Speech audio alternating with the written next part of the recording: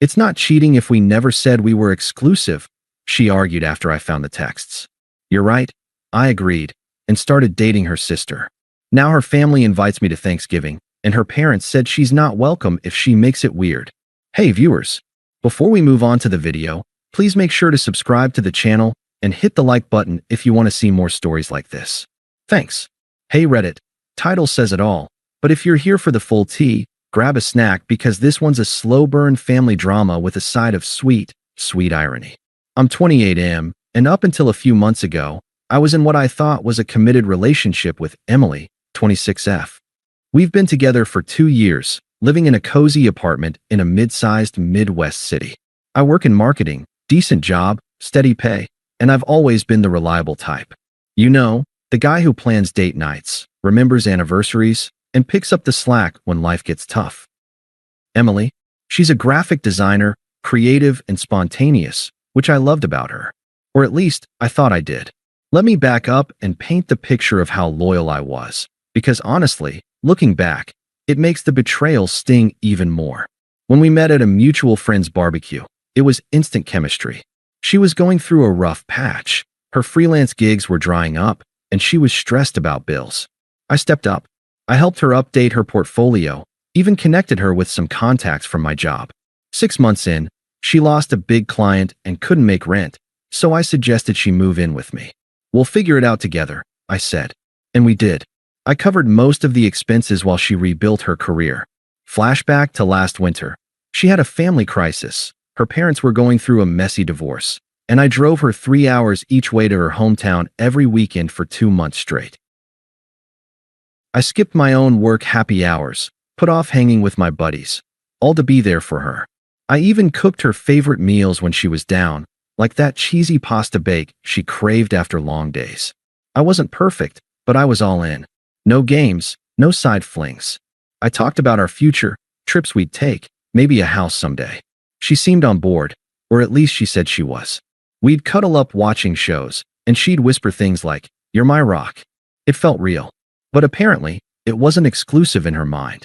Fast forward to about 4 months ago. It was a random Tuesday evening. Emily was in the shower, and her phone buzzed on the kitchen counter. I wasn't snooping. Honestly, I picked it up thinking it might be her mom, since the divorce stuff was still raw. But the notification preview hit me like a gut punch, a text from Jake Work with a heart emoji. Last night was fire. Can't wait for round 2. Send more pics? Winking face, my heart sank. Jake was her coworker, some slick sales guy at her design firm.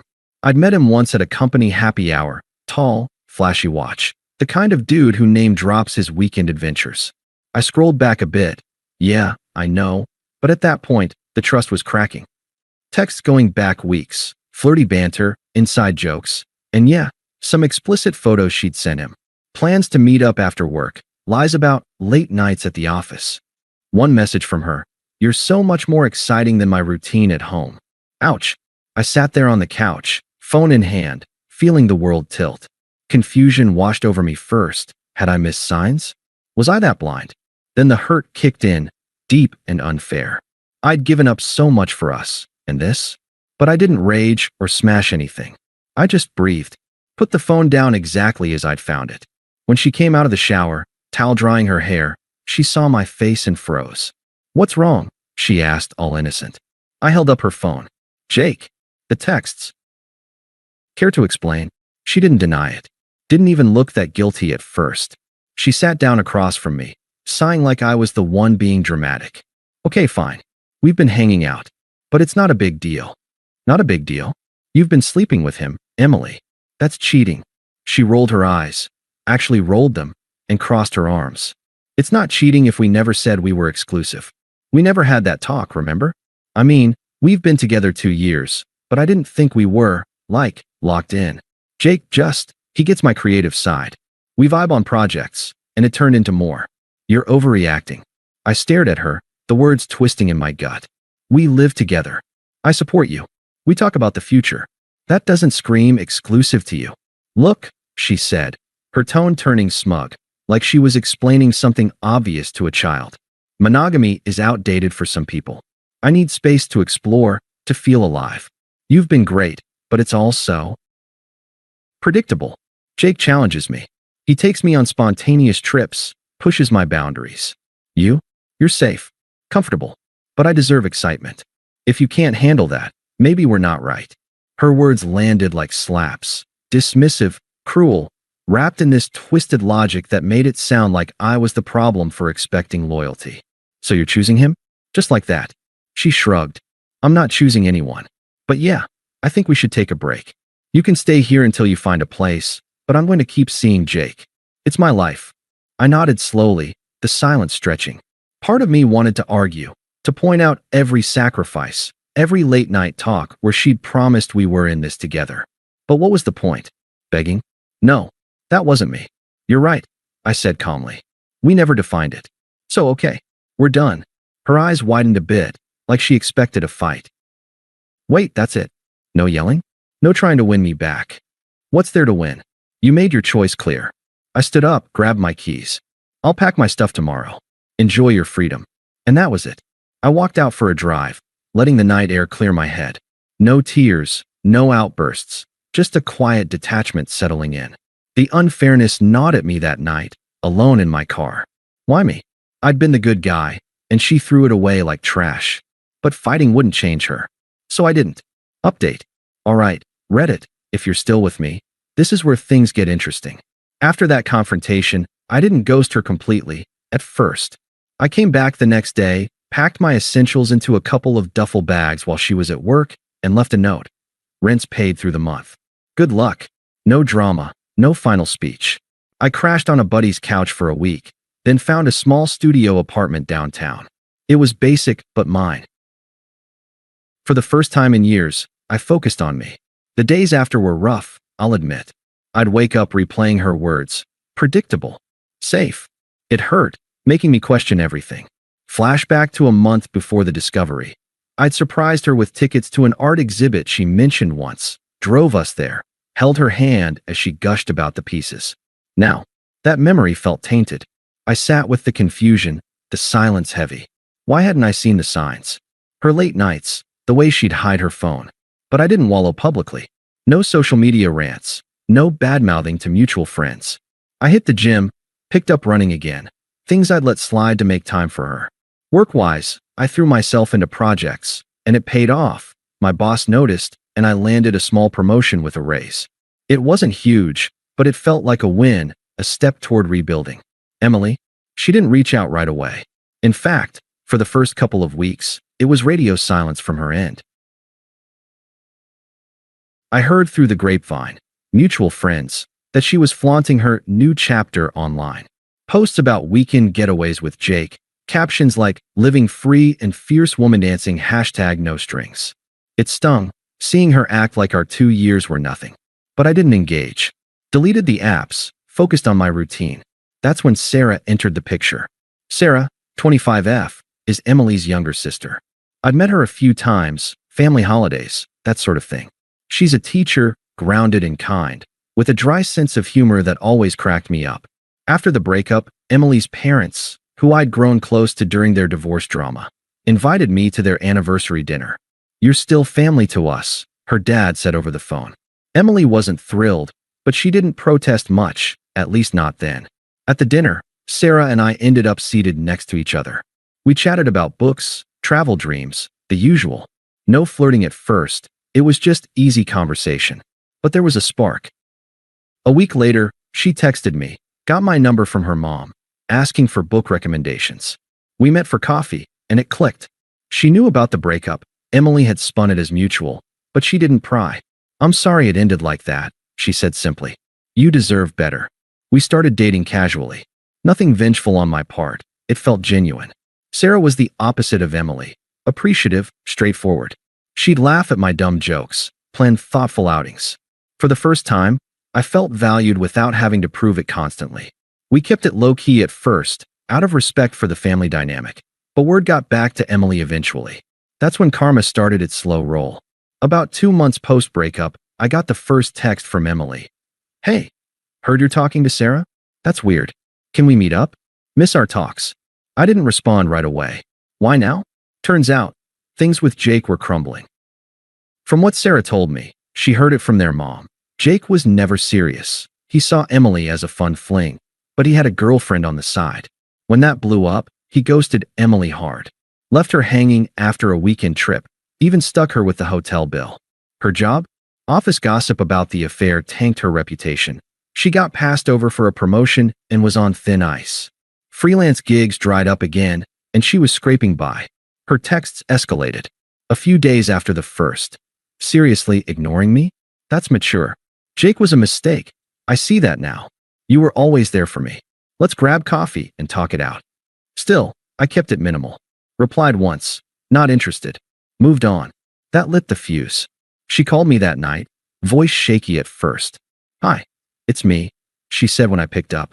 Please don't hang up. I messed up, okay? Jake used me. He's unstable, always partying, never committed. I thought it was exciting, but it was toxic. Remember how good we were? You supported me through everything. I need that again. My life's falling apart, bills piling up, friends ditching me because of the drama. Come on, give us another shot. I stayed calm, voice even. Emily, you said it wasn't cheating because we weren't exclusive. You wanted freedom. You got it. But that was stupid. I was wrong. You're the stable one, the guy who makes things work. Sarah? That's just rebound crap. She's my sister. How could you? Hypocritical much? You chose Jake over me. Sarah and I. That's real. No games. She paused, then her tone shifted, desperate to angry. You're stealing my family now?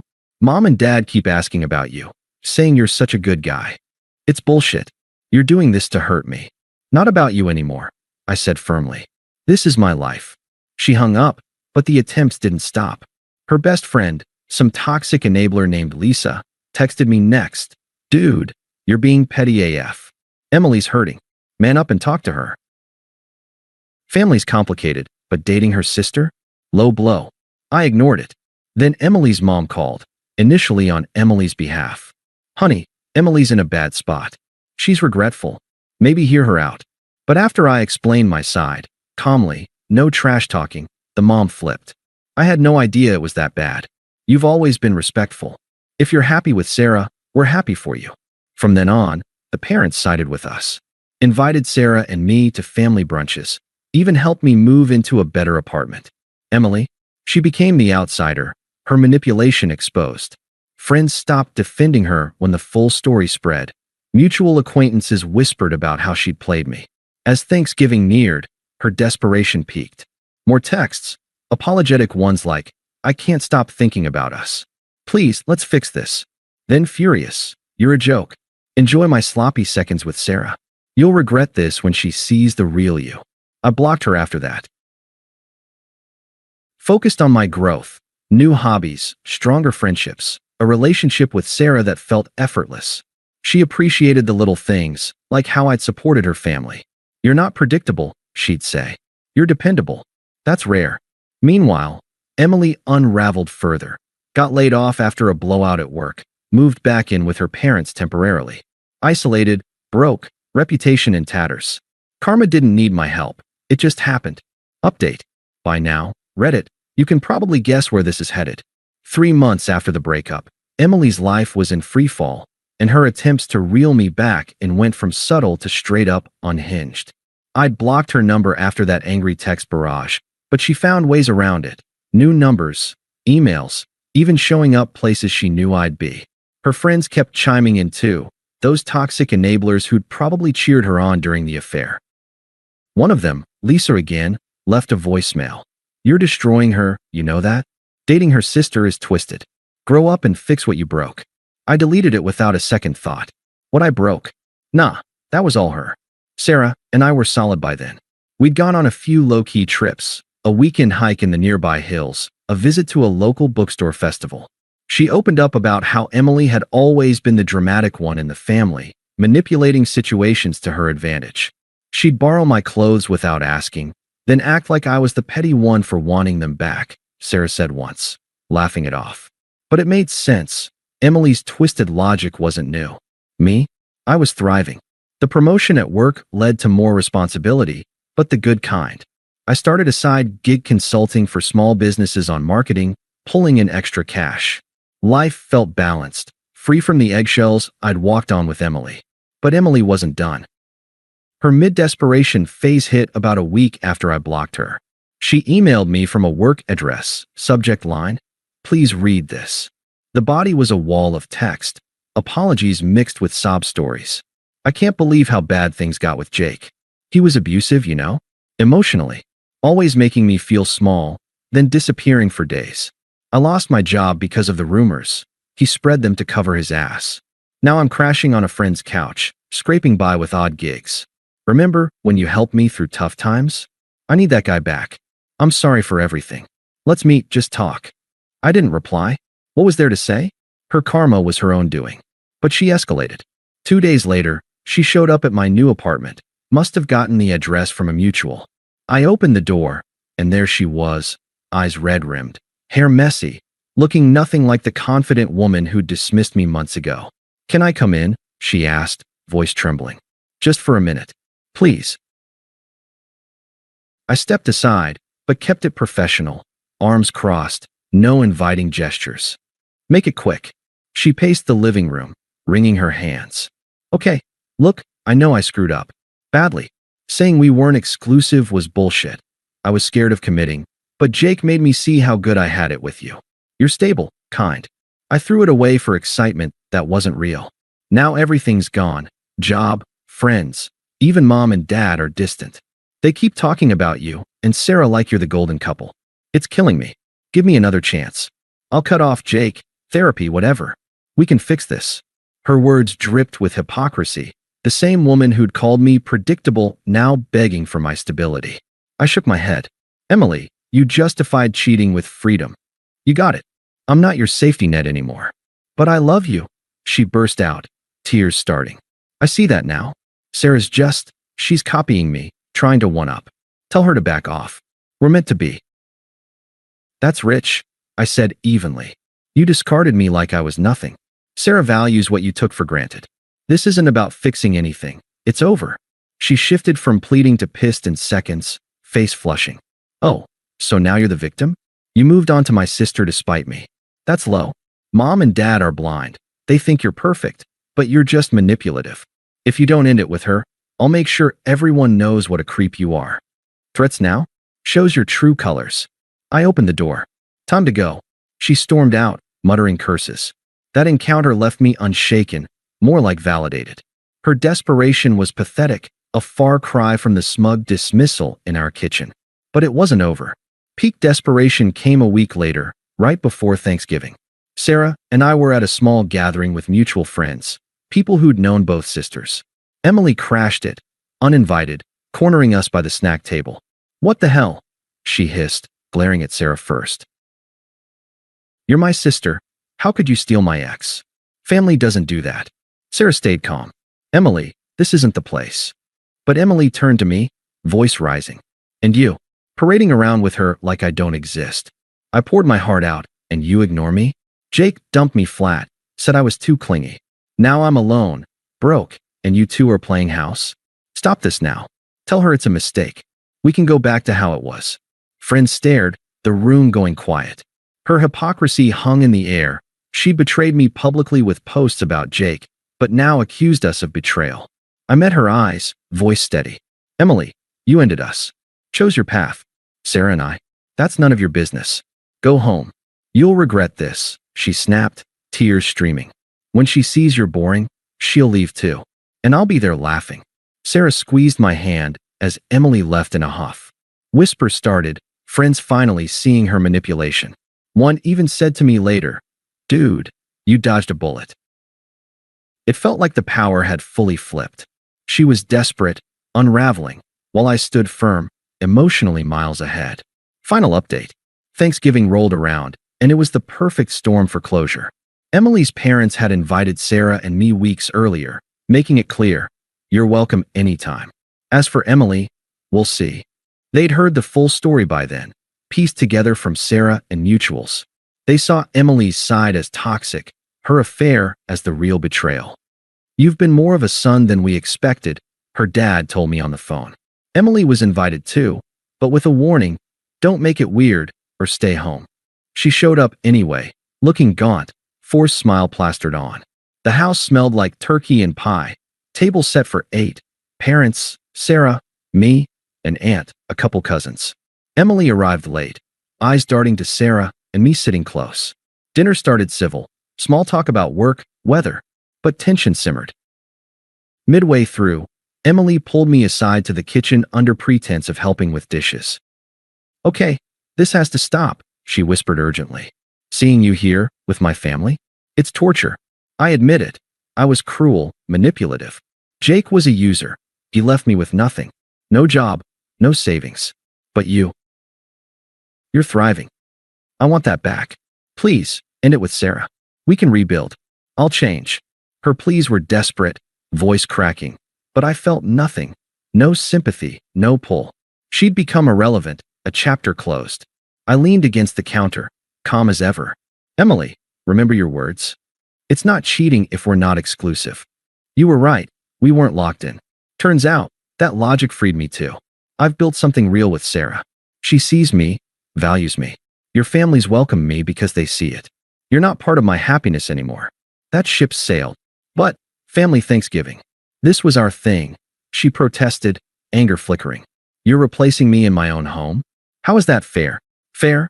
You discarded me first. This is my life now, growth, peace. You're just a lesson learned." She stared, deflated, then stormed back to the table. The rest of dinner was awkward.